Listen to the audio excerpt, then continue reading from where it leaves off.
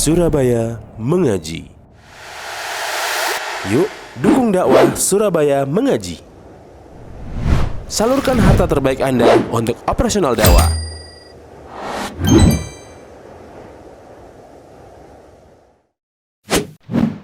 SM Store, amanah dalam muamalah. Assalamualaikum warahmatullahi wabarakatuh. Innal hamdalillah nahmaduhu wa nasta'inuhu wa nastaghfiruh wa na'udzu billahi min shururi anfusina wa min sayyiati a'malina. Man yahdihillahu fala mudilla lahu wa man yudlil fala hadiya lahu. Asyhadu an la ilaha illallah wahdahu la syarika lahu wa asyhadu anna Muhammadan abduhu wa rasuluh. Ya ayyuhalladzina amanu taqullaha haqqa tuqatih wa la tamutunna illa wa antum muslimun. Ya ayyuhan nasu taqu rabbakum alladzi khalaqakum min nafsin wahidah wa khalaqa minha zawjaha wa bassa minhuma rijalan katsiran inna Allaha kana 'alaikum raqiba. Ya ayyuhalladzina amanu taqullaha wa qulu qawlan sadida yuslih lakum a'malakum wa yaghfir lakum dhunubakum wa may yuti'illaha wa rasulahu faqad faza fawzan 'azima. Amma ba'd. Fa inna asdaqal hadits kitabullah wa khairul huda hudan nabiy sallallahu alaihi wasallam wa syarrul umuri muhdatsatuha wa kullu muhdatsatin bid'ah wa kullu bid'atin dhalalah wa kullu dhalalatin finnar. Para hadirin kaum muslimin dan muslimah yang dimuliakan Allah Subhanahu wa taala. Alhamdulillah, segala puji hanya milik Allah Subhanahu wa taala yang masih memberikan kita kemudahan untuk melaksanakan ibadah salat berjamaah dan dilanjutkan dengan menuntut ilmu syar'i. Semoga amalan ibadah kita diterima oleh Allah Subhanahu wa taala. Dan juga semoga amal ibadah kita selama di bulan Ramadan juga diterima oleh Allah Subhanahu wa taala. Taqabbalallahu minna wa minkum. Semoga Allah menerima amal ibadah kami dan ibadah kita semuanya. Rabbana taqabbal minna innaka antas samiul alim. Dan juga kita berharap kepada Allah diberikan keistiqomahan setelah berlalunya Ramadan. Karena Ramadan berlalu bukan berarti kita berhenti untuk beribadah. Karena garis finish dalam beribadah kepada Allah adalah sampai datangnya kematian. Allah sebutkan dalam surat Al-Hijr ayat 99, wa'bud rabbaka hatta ya'tiyakal yakin. Dan beribadahlah kepada Tuhanmu, kepada Allah Subhanahu wa taala sampai datang kepadamu al-yakin. Al-yakin di sini adalah kematian. Maka batas akhir dalam beribadah kepada Allah adalah sampai datangnya malaikat maut untuk mengambil nyawa yang ada di dalam tubuh kita.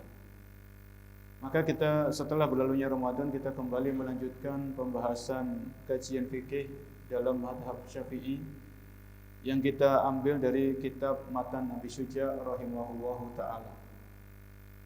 Para jamaah yang Allah muliakan, kita memasuki pembahasan Kitabul Hajj, yaitu fikih ibadah haji.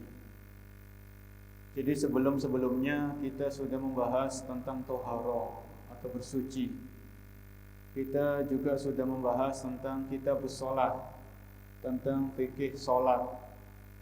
Kita juga sudah membahas tentang fikih zakat, walaupun secara global. Kita juga sudah membahas tentang fikih puasa. Jadi rukun-rukun Islam, yaitu diantaranya sholat, zakat, puasa, ini sudah kita bahas. Sekarang kita memasuki pembahasan rukun Islam yang kelima, yaitu tentang ibadah haji. Dan bulan Syawal yang saat ini kita berada di dalamnya, kita sekarang di 14 Syawal ya. 14 Syawal 1444 Hijriah. Bulan Syawal ini termasuk salah satu bulan di antara bulan-bulan haji.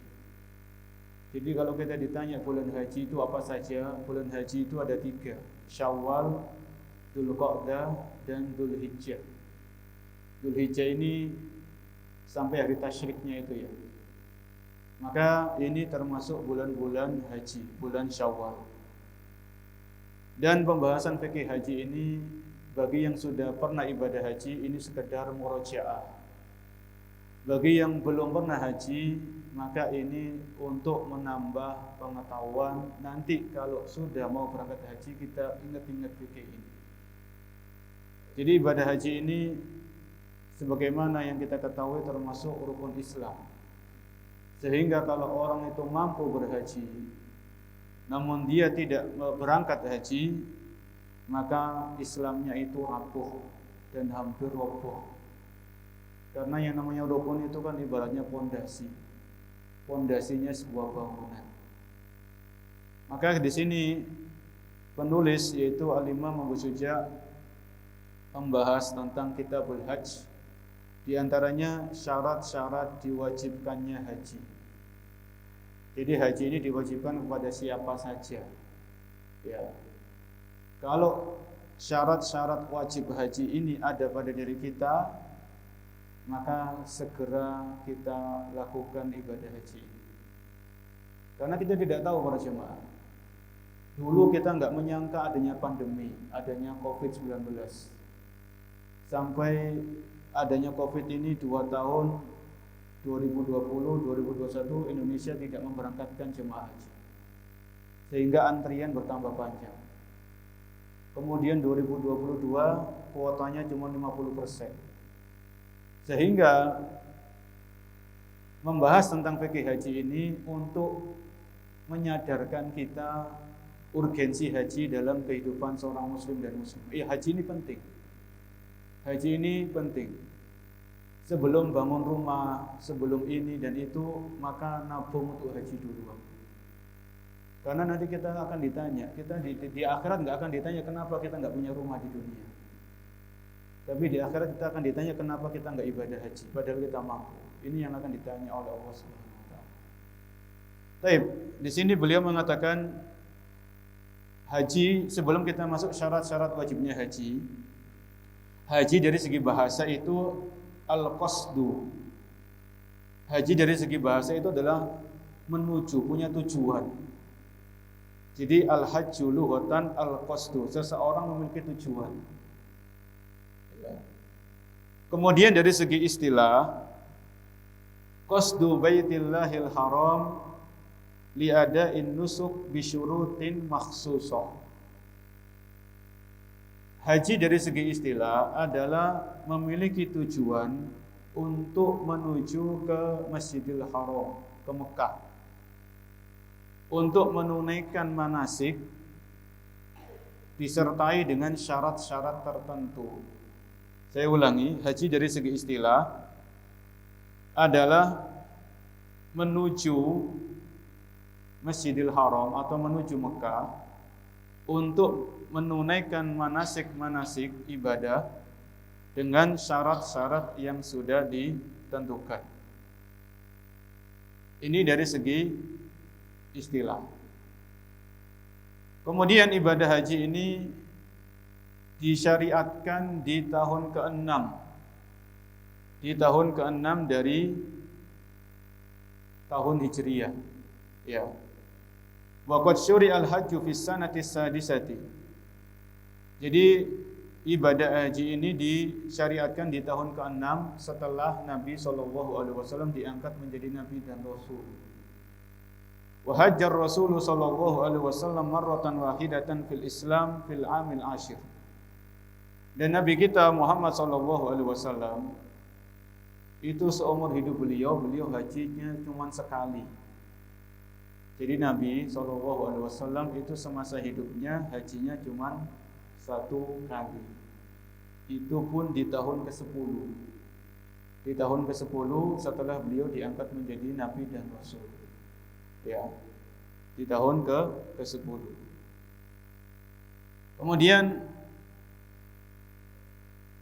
di sini disebutkan hukmul hajj. Apa hukum ibadah haji? Sebelum kita masuk ke syarat-syaratnya, hukmul haji fardu ainin ala kulli muslimin wa muslimatin mata tahaqqaqa syurut. Haji itu hukumnya fardu ain. Hukumnya fardu ain, wajib bagi setiap muslim dan muslimah yang terpenuhi syarat-syaratnya. Nanti akan kita bahas. Ya. Jadi haji ini diwajibkan bagi yang terpenuhi syarat-syaratnya. Fil umri marratan wahidatan. Dan haji ini ibadah yang diwajibkan seumur hidup hanya sekali. Ya. Seumur hidup hanya sekali. Ini yang wajib. Kalau orang punya duit, punya harta, mau haji 2 kali, 3 kali, silakan. Yang kedua, yang ketiga ini sunnah atau dianjurkan. Ya, dianjurkan. Yang wajib itu yang pertama ini. Yang pertama kali itu yang diwajibkan.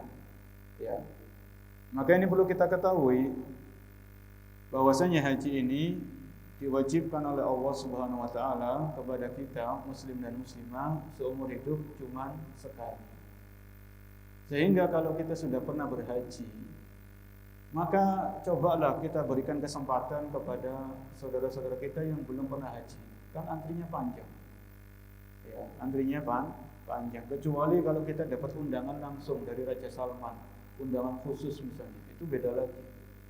Tapi kalau kita haji ngambil kuotanya jemaah haji Indonesia, padahal kita sudah pernah haji, maka tolong dipikir-pikir lagi. Walaupun itu sah-sah saja, silakan, boleh. Ya, silakan. Anda punya uang, silakan. Anda ingin pahala, silakan. Tapi coba dipikir saudara-saudara kita yang belum pernah haji, yang mereka ngantri, sabar dan sebagainya. Dalilnya apa? Bahwasanya haji itu diwajibkan seumur hidup sekali. Yaitu Allah berfirman dalam surat Ali Imran ayat 97. Surat Ali Imran ayat ke-97. Walillahi 'alan nasi hijjul baiti man istata'a ilaihi sabila.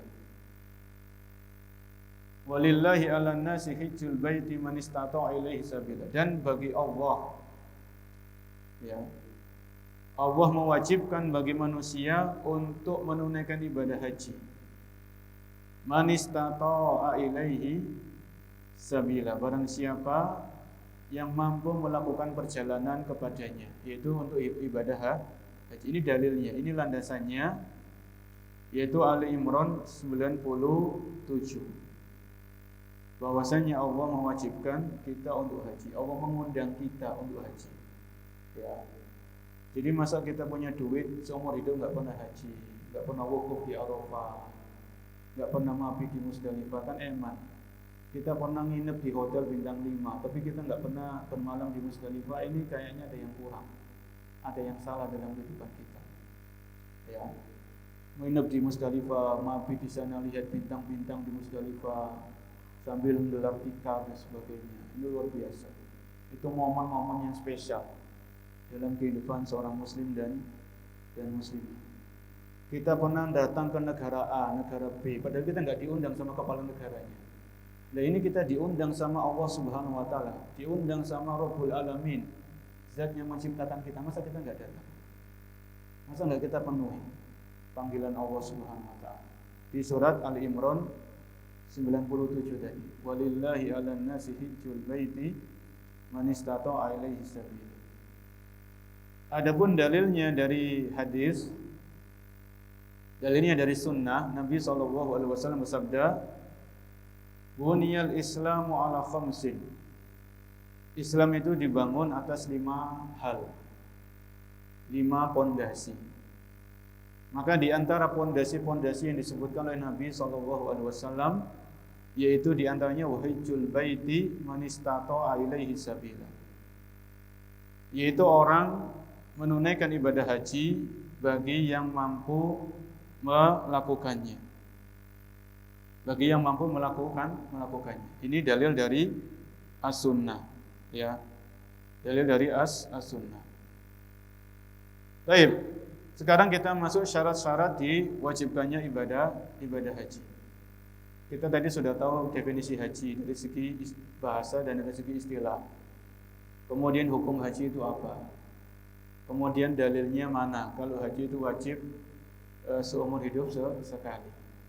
Di dalam hadis yang lain, innallaha kataba alaikumul hajja. Nabi mengatakan sesungguhnya Allah mewajibkan bagi kalian ibadah haji.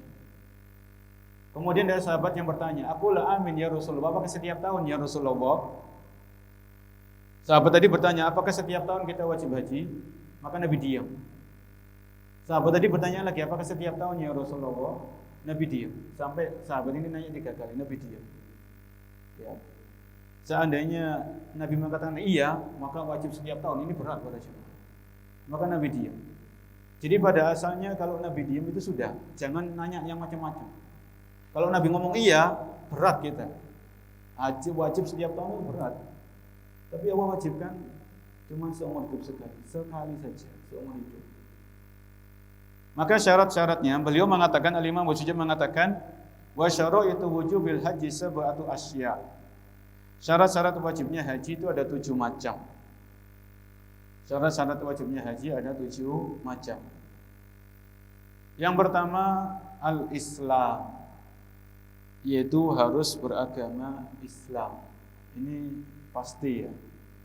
Maka orang-orang kafir, orang-orang non-muslim, mereka tidak wajib untuk haji. Dan mereka nggak boleh masuk kota Makkah. Ya, nggak boleh masuk tanah-tanah haram. Orang-orang kafir, orang non-muslim kan nggak boleh masuk tanah haram. Dan ada batasan-batasannya. Mereka nggak boleh masuk ke sana. Apalagi haji, nggak boleh mereka. Dan mereka tidak diwajibkan haji. Jadi syarat yang pertama disyariatkan diwajibkannya haji adalah beragama Islam. Ya, beragama Islam. Kemudian yang kedua, al-bulugh. Orang itu diwajibkan haji, baik laki-laki ataupun perempuan, kalau sudah balik. Ya, kalau sudah balik. Bagaimana kalau ada anak belum balik diajak haji sama orang tuanya? Hajinya sah, tapi anak ini kalau sudah balik dia wajib mengulangi haji. Karena ketika anak ini belum balik diajak haji, maka kewajiban hajinya anak ini belum gugur. Ya, belum apa? Belum gugur, karena para ulama mengatakan syarat wajibnya haji itu harus sudah balik. Ya, sudah balik. Jadi maksudnya bukan eman ya, tetap dapat pahala, insya Allah dapat pahala. Tapi kalau orang itu misalnya keuangannya itu pas-pasan gitu kan ya, pas-pasan, maka daripada dia ngajak anaknya, ajak istrinya dulu yang sudah balik, istrinya atau bapaknya belum haji diajak haji, didaftarkan. Ya, ini perlu kita ketahui. Jadi syarat yang kedua kata beliau, kata Al-Imam Wajidah adalah al-bulugh, yaitu orang ini sudah balik. Kan kita sudah tahu apa orang itu balik itu kan, kalau laki-laki begini, kalau perempuan itu begini, tanda-tanda balik itu sudah kita pernah bahas di awal-awal pembahasan kitab fikih.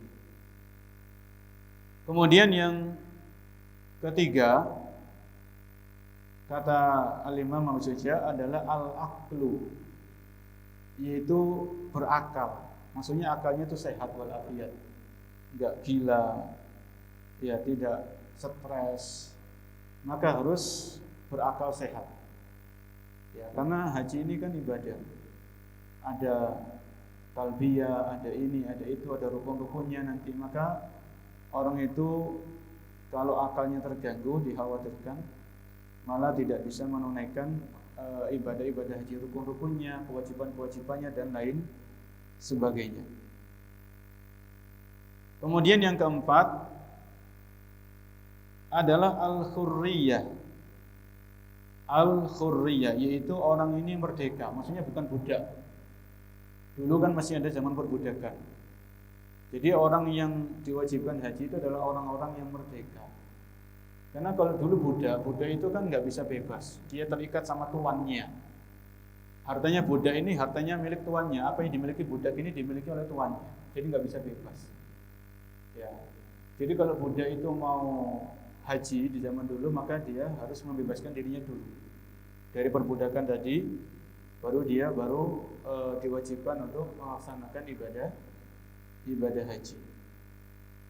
Ini yang keempat, yaitu orangnya adalah orang yang merdeka. Dalam arti lain itu statusnya bukan budak. Kemudian yang kelima adalah wujuduz zadi warrahilah. Wujuduz zad warrahilah, yaitu memiliki bekal. Ya, memiliki bekal dan adanya kendaraan. Memiliki bekal dan adanya kendaraan. Maksudnya apa di sini? Yaitu allati tasluhu lahu wujudut ta'ami wasyarab wal iqamah wa an yamlika nafaqati rihlati dhahaban wa iyaban ba'da nafaqati ahli. Yang dimaksud poin yang kelima ini, memiliki bekal dan kendaraan, adalah orang ini kalau dia laki-laki, dia sudah berkeluarga, punya anak istri. Ketika laki-laki kepala keluarga ini dia haji, maka dia harus memiliki bekal untuk dirinya dan bekal untuk anak istrinya yang ditinggal. Ya. Jadi jangan nanti si bapak ini haji atau kepala keluarga ini haji, istri anaknya nggak dikasih makan, nggak dikasih nafkah. Ya, terombang-ambing, minta tetangganya makan. Ini nggak benar ini. Ya. Jadi menunaikan ibadah haji itu wajib, menafkahi istri dan anak juga wajib. Jadi jangan dibenturkan dua kewajiban ini. Kalau kita berangkat haji, sudah daftar, kita dipanggil tahun ini misalnya, maka pastikan sebelum berangkat itu kita sudah kasih uang, misalnya uang belanja, uang bayar SPP, ya, uang antar jemput anak kalau anak kita itu sekolahnya antar jemput dan sebagainya. Pokoknya cukupi selama kita haji. Kita cukupi kebutuhan anak istri kita. Kalau kita punya tanggungan orang tua kita juga kita kasih bekal, kita kasih nafkah. Ya. Karena seseorang itu selain anak dan istri, kalau orang tua kita nggak mampu bekerja, maka kita wajib menafkahi orang tua kita. Ya, ibu dan bapak kita ini termasuk orang-orang yang wajib kita nafkahi. Kalau mereka tidak lagi mampu bekerja dan mereka nggak dapat pensiunan dari pemerintah, maka kita wajib menafkahi mereka. Ya, ini maksudnya wujuduz zat. Jadi kita sendiri punya bekal. Jadi sampai di tanah suci itu kita punya bekal. Ya, kan kita sudah daftar, kan kita sudah bayar. Tinggal nanti kebutuhan-kebutuhan di tanah suci itu kita punya uangnya. Kita punya uang, kita punya simpanan. Sewaktu-waktu butuh di sana kita nggak minta-minta sama orang. Kita mencukupi kebutuhan kita sendiri. Warrohilah. Ar-rahilah kendaraan ya. Kalau di Indonesia sekarang ini kan alhamdulillah adanya pesawat. Kalau dulu kalau saya lihat video-video di YouTube itu kan pakai kapal ya. Hajinya tuh naik kapal besar itu luar biasa pengorbanannya. Jadi kalau orang itu mau haji nggak tahu, pokoknya sudah pamitan sama orang keluarganya, nggak tahu kembali atau tidak itu sudah nggak tahu. Karena ya itu perjalanan kita nggak tahu apa yang terjadi di jalan. Dan memang ada orang-orang tertentu yang pengen meninggal di Masjidil Haram, pengen meninggal di Mekah atau di Madinah. Ya. Maka yang penting syarat ini tadi harus kita perhatikan. Wujuduz zat warrahilah, yang kelima tadi ya. Kemudian yang keenam, takhliyatut thariq. Takhliyatut thariq ini yang keenam adalah perjalanan itu aman. Perjalanan itu apa? Aman. Jadi misalnya perjalanan dari Indonesia ke Saudi itu aman, tidak ada hal-hal yang merintang, tidak ada musuh, tidak ada apa. Ya, semuanya ini kan sekarang ada internet ya. Sekarang kita bisa memantau berita. Dari Saudi ada terjadi apa, kita bisa mendapatkan informasinya dengan cepat. Ya. Maka orang-orang yang hendak berangkat haji, maka dia update informasi. Apakah perjalanan itu selama ini aman atau tidak? Ya. Kalau ada ancaman ini, ancaman itu, maka orang itu belum wajib haji sampai betul-betul perjalanan itu benar-benar aman, ya, benar-benar aman. Kemudian yang ketujuh yaitu imkanul masir. Imkanu al-masir yaitu masih ada waktu untuk melakukan perjalanan. Masih ada waktu untuk melakukan perjalanan. Ini syarat yang ketujuh yang disebutkan oleh beliau, yaitu Al-Imam Abu Syuja, imkanul masir, yaitu masih ada waktu, anya bakal minal wakti ma yatamakkanu minhul hajj minas safar ila Makkah li ada'in nusuk, yaitu orang masih memiliki waktu untuk melakukan safar dari negerinya ke kota Mekah, ya. Jadi misalnya begini, ada orang itu baru masuk Islam, dia sudah balik, dia berakal, dia bukan budak, dia punya duit, ya. Tapi dia baru masuk Islamnya misalnya tanggal 5 Zulhijjah, ya. Kemudian jarak antara negerinya ke Mekah itu jauh. Nggak mungkin kan orang tanggal 5 Zulhijjah baru masuk Islam, baru sadar akan pentingnya ibadah haji, untuk bisa safar ke Saudi sulit, iya. Apalagi di tanggal-tanggal tertentu, saya baca informasi itu Saudi menutup penerbangan di tanggal sekian untuk mempersiapkan rangkaian haji di Arafah, di Mina, Musdalifah, itu penerbangan dari luar itu ditutup sama pemerintah setempat untuk supaya persiapan, ya. Jadi harus ada waktu yang cukup, harus ada waktu yang cukup untuk safar dari tempat kita, dari negeri kita, dari daerah kita ke Makkah atau ke Saudi Arabia. Ini syarat yang ketujuh yang disebutkan oleh Al-Imam Abu Syuja rahimahullahu ta'ala. Kemudian diantaranya adalah tentunya kemampuan, ya. Seseorang itu memiliki kemampuan. Seorang memiliki kemampuan. Maksudnya kemampuan di sini, karena kalau kita lihat tadi di surat Ali Imran 97, walillahi 'alan nasi hijjul baiti man istata'a ilaihi sabila. Dan Allah mewajibkan bagi manusia untuk melakukan ibadah haji bagi orang yang mampu melakukan perjalanan ke ibadah haji tadi. Maka kemampuan di sini selain tadi azzat warrohila, bekal selama perjalanan, bekal untuk keluarga, anak istri, sama kendaraan, maka kemampuan di sini adalah kemampuan fisik juga, ya, kemampuan fisik, ya. Jadi karena di antara rangkaian ibadah haji itu adalah ibadah fisik, selain harta, maka haji ini juga termasuk ibadah fisik, ya. Jadi harus memiliki kemampuan fisik atau kesehatan. Kalau di Indonesia ini kan kalau mau ibadah haji kan ada tes kesehatan, ya. Ini diberlakukan sama pemerintah, ya. Dinas kesehatan dan sebagainya ini melakukan pengecekan kesehatan bagi para jamaah haji atau calon jamaah haji. Ini untuk supaya nanti di saat melakukan ibadah haji itu dalam keadaan sehat, pulang ke tanah air juga dalam keadaan sehat, ya. Ini perlu diperhatikan. Seandainya ada orang, ya, dia punya uang, ya, dia muslim, dia balik, berakal, dia punya bekal, jalanan itu aman, tapi orang ini fisiknya sudah nggak mendukung lagi untuk haji. Dia baru tahu haji itu ternyata penting, haji itu ternyata wajib, ya, haji itu rukun Islam, tapi dia baru sadar sekarang, baru sadar. Sedangkan fisiknya sudah nggak mendukung lagi untuk ibadah haji, ya. Tapi dia punya uang, orang ini punya duit, punya fulus, ya. Maka bagaimana solusinya? Maka orang ini bisa melakukan badal haji. Melakukan apa? Badal haji. Dia cari orang yang terpercaya, ya. Dia berangkatkan orang ini untuk haji. Ya.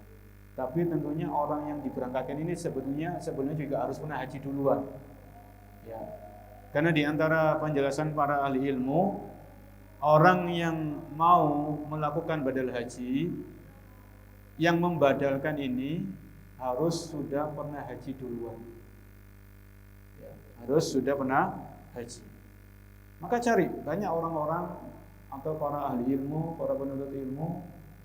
Ya, saya punya uang, tapi saya sudah nggak mampu haji. Fisiknya mungkin stroke atau apalah. Pokoknya dokter itu nggak mengizinkan, nggak ngasih lampu hijau untuk haji. Maka dia misalnya badal haji.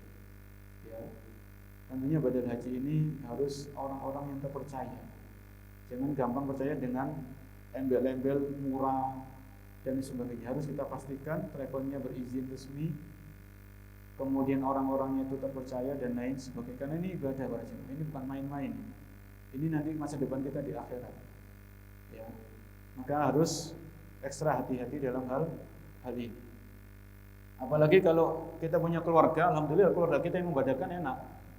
Kita punya keponakan kita sudah pernah haji, maka kita biayai keponakan kita untuk berangkat haji, badal haji. Ya. Jadi nanti orang yang membadalkan ini labbaika hajjan an, ya Allah aku penuhi panggilanmu haji untuk si fulan, untuk orang yang dibadalkan tadi. Ketika di ihramnya seperti itu. Ya, ini perlu kita perhatikan.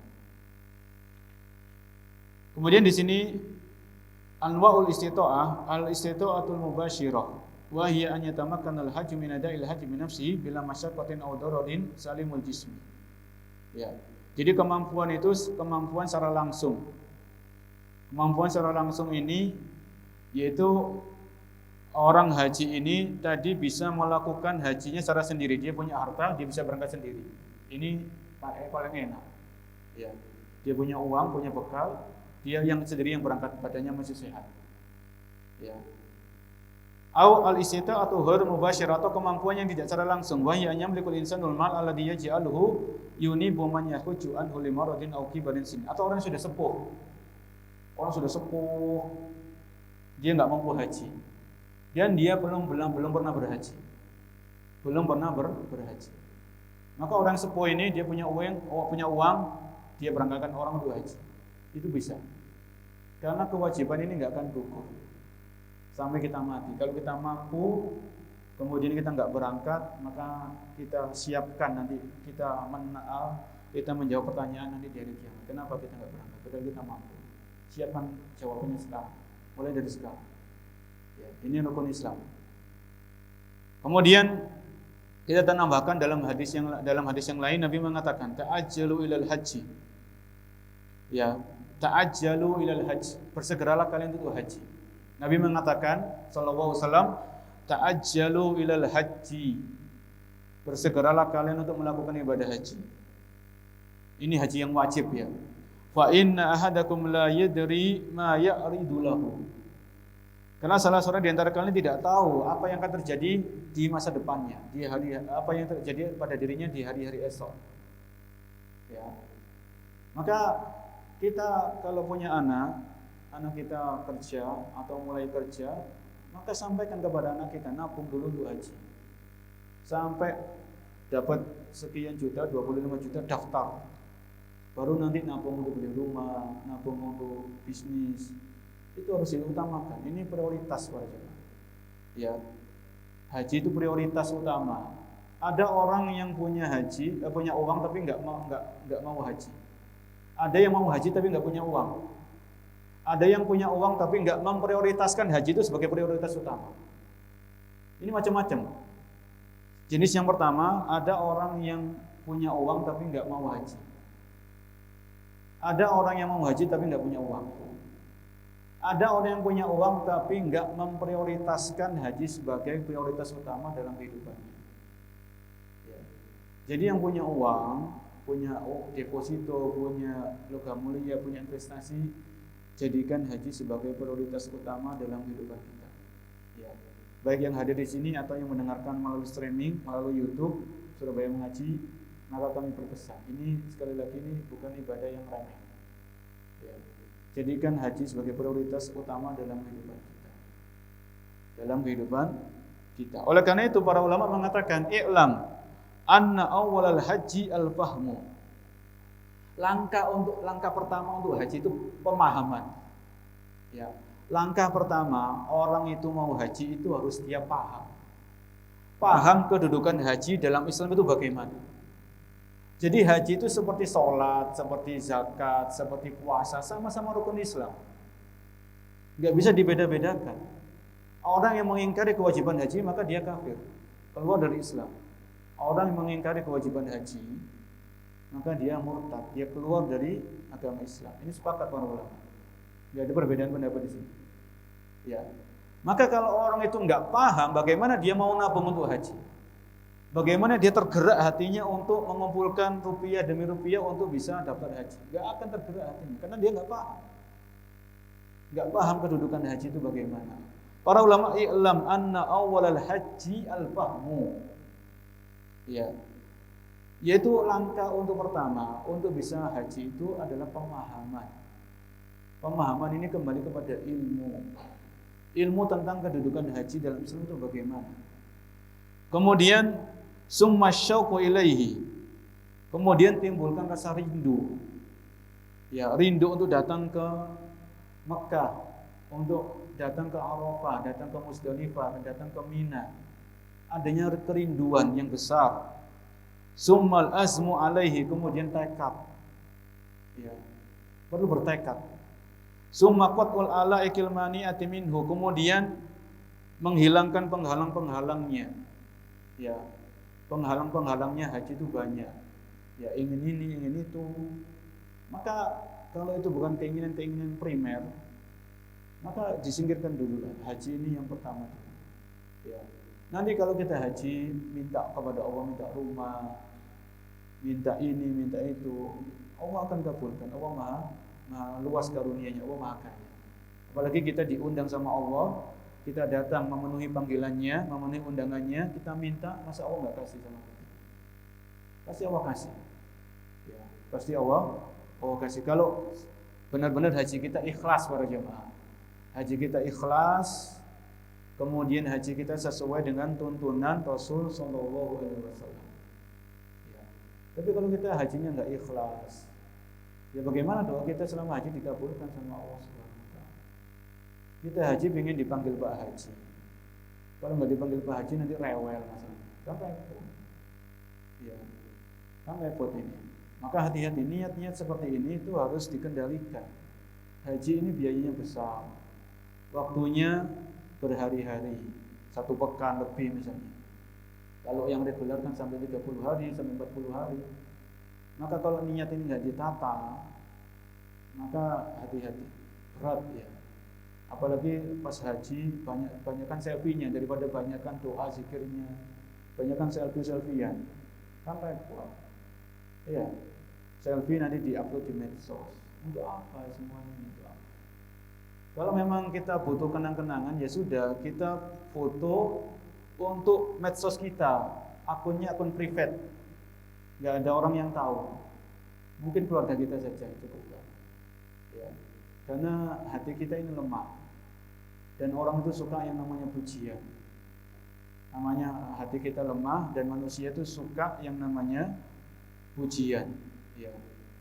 Ini semua manusia, mau yang laki-laki, yang wanita, yang muda, yang tua, ya semuanya suka yang namanya pujian. Jadi tadi para ulama mengatakan langkah pertama untuk haji itu adalah pemahaman, kemudian timbulkan rasa kerinduan, kemudian tekad, kemudian menghilangkan penghalang-penghalang, baru nanti setelah itu daftar. Baik, kita dengarkan azan dulu, kita lanjutkan sedikit syarat-syarat diwajibkannya haji.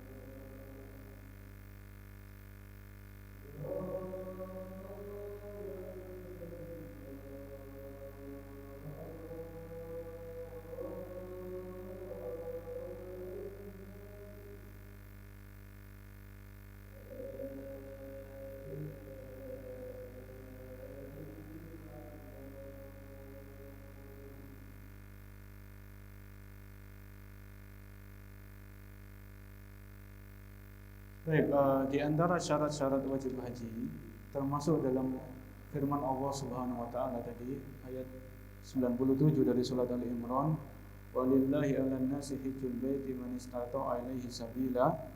Mengerjakan haji adalah kewajiban manusia terhadap Allah bagi orang-orang yang sanggup melakukan perjalanan ke Baitullah. Termasuk kemampuan di sini adalah kalau seorang wanita dia hendak melakukan ibadah haji, maka tentunya di sini tentunya wanita ini harus disertai mahramnya. Ya, harus disertai apa?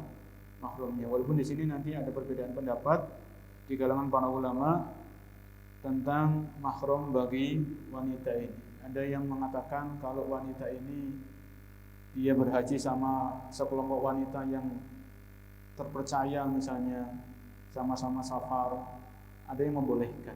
Tapi untuk pendapat yang lebih menenangkan hati, kalau si wanita ini belum mendapatkan mahram, maka dia tidak wajib untuk melakukan ibadah haji. Ya. Karena dalilnya sangat tegas. Nabi SAW bersabda, la tusafirul mar'atu salasan illa wa ma'aha du mahramin. Tidak boleh seorang wanita itu bersafar lebih dari 3 hari kecuali bersamanya mahramnya. Jadi hadis ini hadis yang umum. Nabi tidak mengecualikan kecuali kalau haji, tidak.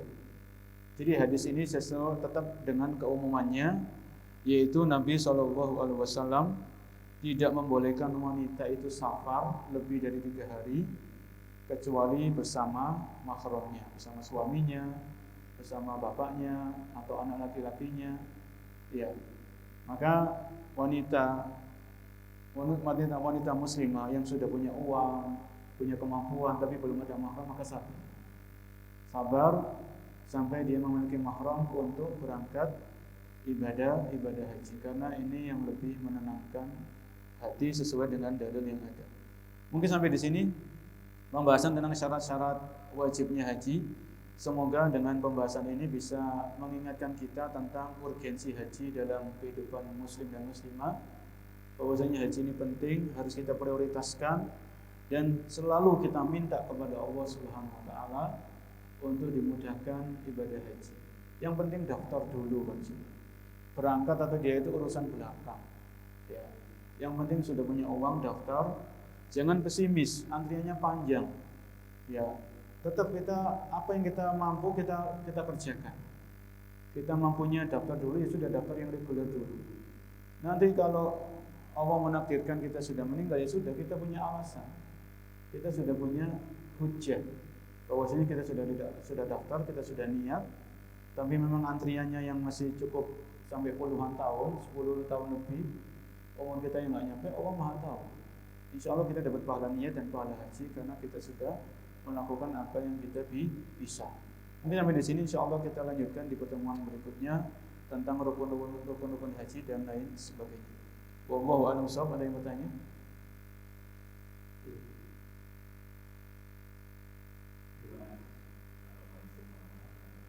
Assalamualaikum warahmatullahi wabarakatuh.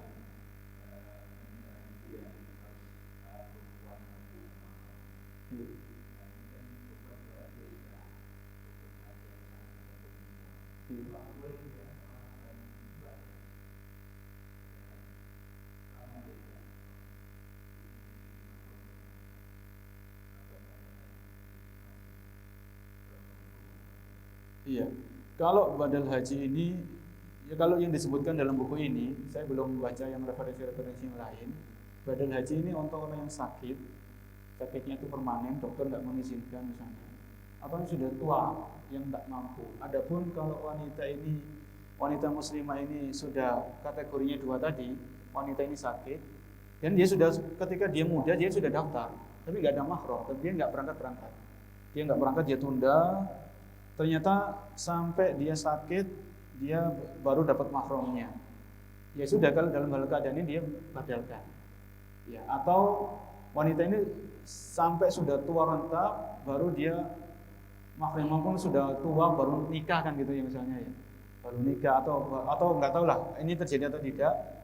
Maka untuk membadalkan ini saya belum tahu. Kalau wanita yang masih muda, tapi karena nggak ada mahram langsung dibadalkan, ini saya belum tahu hukumnya. Karena yang saya baca itu Badal ini hanya untuk yang sakitnya permanen, dokter nggak mengizinkan untuk haji, atau yang sudah tua dan betul-betul memang nggak mampu. Adapun yang wanita yang belum dapat mahram ini saya belum tahu. Insya Allah nanti saya carikan fatwanya para ulama, mungkin saya sampaikan di pertemuan berikutnya. Wallahu a'lam bishawab.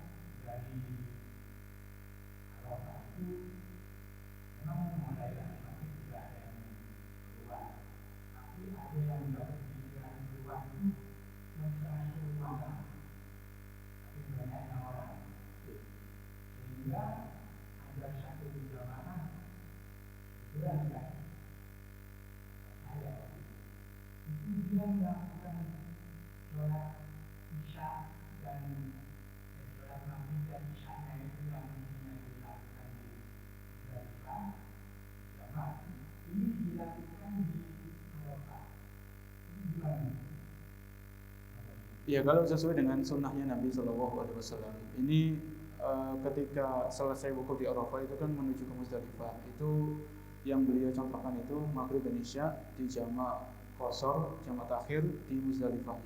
Tapi kalau memang kondisi seperti yang disebutkan oleh Bapak penanya, kondisi yang ramai, ya banyak orang-orang yang akhirnya orang ini kebagian jam 9:30 baru diberangkatkan ke Muzdalifah, akhirnya dia maghrib isyanya di Arafah, maka insya Allah nggak mengapa, karena itu bukan termasuk yang termasuk mabit di Muzdalifah ini kan termasuk kewajiban. Apakah yang penting kan mabitnya, yang penting ini mabitnya, ini saya cek lagi ya, yang penting mabitnya, karena ini kan sudah masuk pembahasan rukun dan kewajiban Pak ya. Insya Allah nanti saya cek lagi tentang kalau orang ini memang keadaannya seperti itu, akhirnya dia menjamak qasarnya jamak di waktu maghribnya ya, di masjid di Arafah berarti. Iya, di Arafahnya. Iya, jadi ini termasuk apakah maghrib dan isya yang di jamak takhir di Muzdalifah ini apakah termasuk kewajiban haji atau cuma mabitnya saja? Ya, kalau termasuk kewajiban haji, ya nanti ada konsekuensinya.